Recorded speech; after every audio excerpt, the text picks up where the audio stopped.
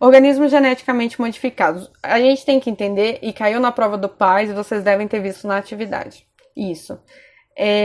Cai muito sobre organismos geneticamente modificados, tá? O que é um organismo geneticamente modificado? Ele é geneticamente modificado, igual esse aqui da terapia gênica, tá? Porém, eu faço uma coisa de propósito. Eu pego o DNA de um cachorro e ponho num cavalo. Tá entendendo? São bichos diferentes, DNAs diferentes. A leitura do DNA é universal, tá? O que o meu corpo forma lendo aquele DNA, o corpo do morcego forma também lendo aquele DNA. Então, se eu pegar um DNA, por exemplo, de uma planta que é super resistente ao calor, tá? Ai, meu Deus, minhas plantas estão tudo morrendo. Nossa, tá tudo morrendo.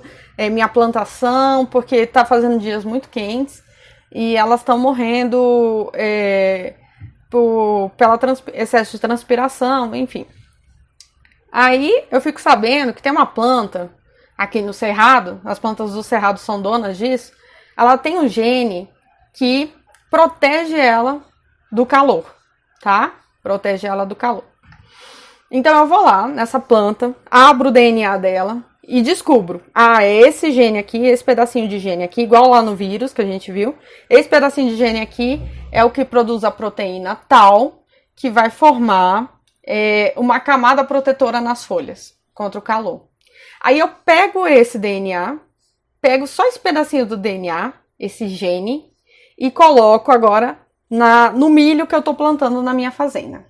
Eu monto um DNA, tá? Então eu pego esse e misturo com esse do milho. Misturo, tá? E aí vai experimentos, né? Na primeira, gente. Vai tentando, uma hora, opa, deu certo. Não é só tentando, né? Eles têm o conhecimento necessário para saber quais procedimentos têm mais chance de dar certo. Então deu certo, ótimo. Agora eu tenho um milho que tem as folhas protegidas do calor.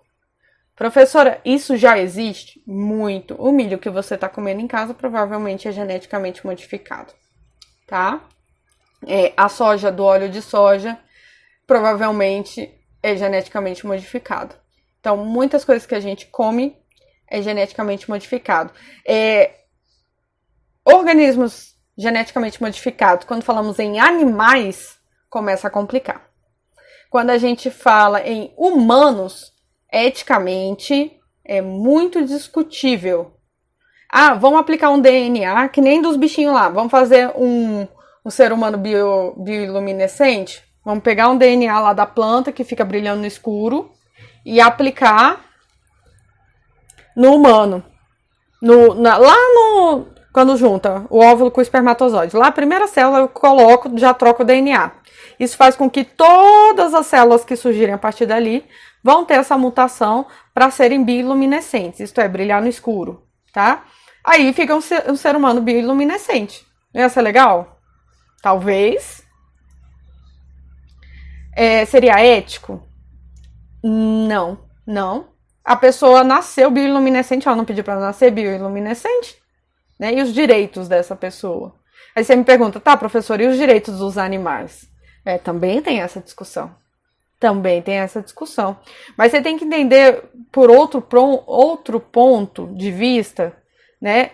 Geneticamente modificados. Podem ser perigosos? Podem. A gente modificou um DNA. A gente não sabe se, por acaso, na hora de montar o DNA, acabou surgindo uma toxina dentro do milho.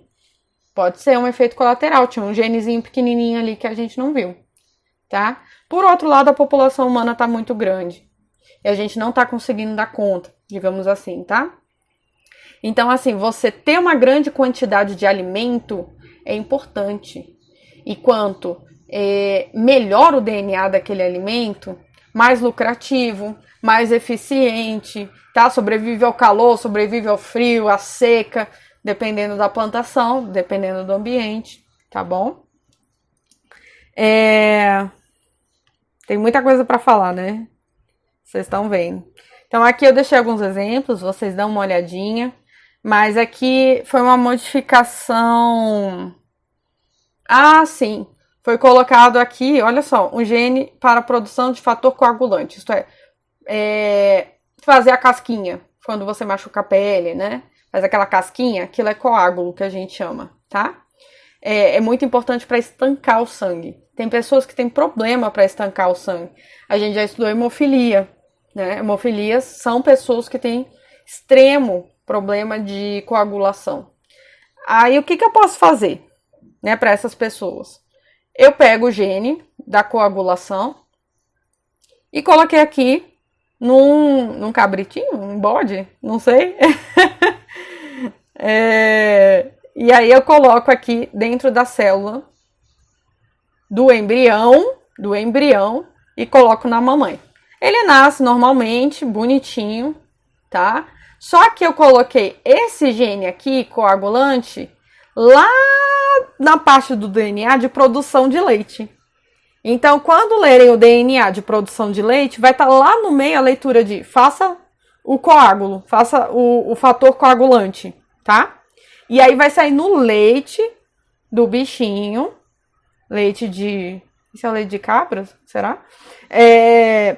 Sai no leite do bichinho o fator coagulante. Então, a pessoa que tem problema de coagulação, né, vamos dizer, ela bebe aquele leite, tá? Daquele bichinho que foi modificado a célula. Deu pra entender? Na minha cabeça parece que ficou confuso. Mas é o que eu disse, depois vocês me perguntam, tá?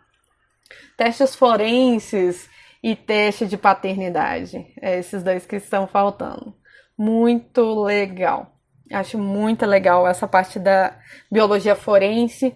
Biologia forense usa muita genética, né? Principalmente para identificar corpos, para identificar restos humanos, enfim, cabelo, né?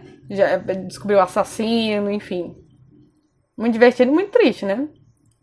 Então aqui nós temos uma amostra de sangue de um suspeito.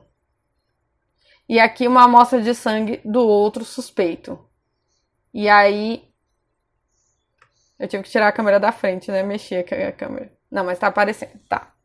E aí eu vou ver agora quem é dos suspeitos que estava realmente com sangue na cena do crime, tá? Então aqui eu codifico alguns genes, tá? É um teste que a gente não vai falar agora, tá? Não vai falar no terceiro ano, né? Mas depois vocês podem pesquisar como é feito esse teste.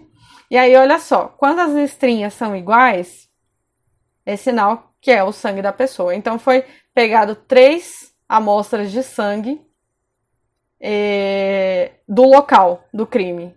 E aqui as mesmas 3 amostras de sangue do local do crime. E aí, quando foi ver, não bateu com esse suspeito, mas com esse suspeito, ó, bateu totalmente. Porque a sua genética é única, né? É tipo impressão digital. Só você tem. Então, é muito preciso esses tipos de teste, tá? Aqui no caso de pai e mãe, a mesma coisa. Aqui são genes expressados pela criança, os pretos. Genes, alelos que ela tem, quer dizer. Então, o alelo tem que vir do pai ou da mãe, lembra? Então, vamos lá. Mãe.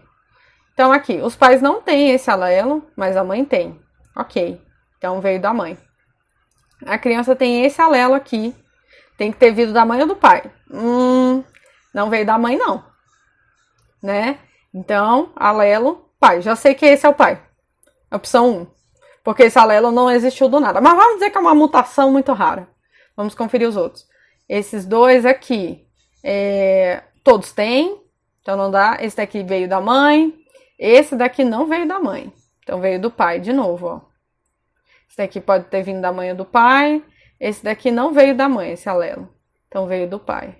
Ó, muitos alelos parecidos, tá? Então é muito fácil ver essa questão de pai e mãe, tá bom? É isso, gente. Espero que vocês tenham gostado do vídeo. É um assunto que eu gosto bastante, apesar de não ser minha área de trabalho, assim, como bióloga, mas tenho uma grande admiração, né? Um beijo a todos, espero que ajude bastante para a atividade. Beijo!